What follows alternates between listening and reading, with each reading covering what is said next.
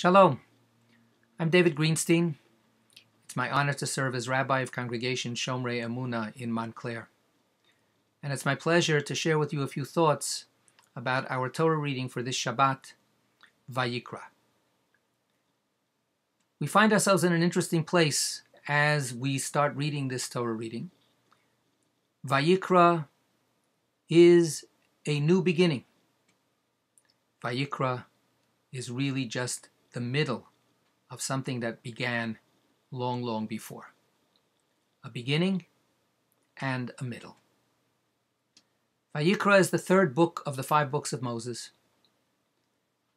Vayikra is the central book of the Torah. Vayikra is the heart of the Torah. And as with human hearts, it is full of amazing, rich, complicated, glorious, and challenging elements.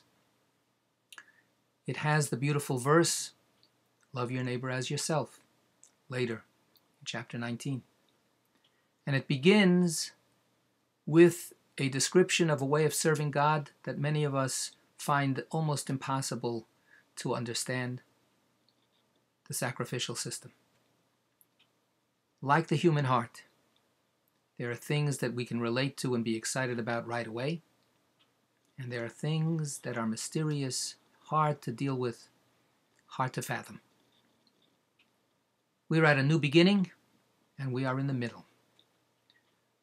The very first verse of our beginning begins with the words, Vayikra el Moshe, and he called to Moses. Who called to Moses? Is this the way to begin a new book without telling us who the subject is, who's calling? This beginning assumes that we know that we're right in the middle of a story. God is calling to Moses. How does Moses hear that call? There is no name of God attached to that call.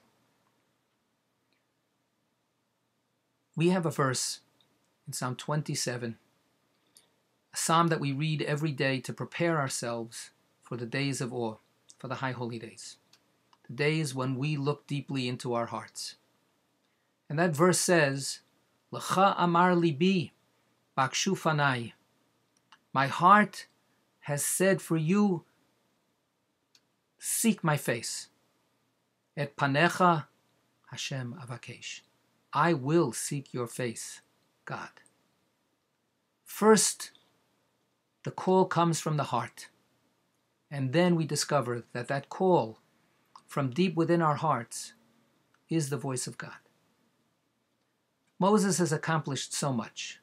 We're in the middle of a story that has already unfolded in marvelous ways. Moses has finally achieved this beautiful accomplishment of setting up a home for Israel and God to dwell in together.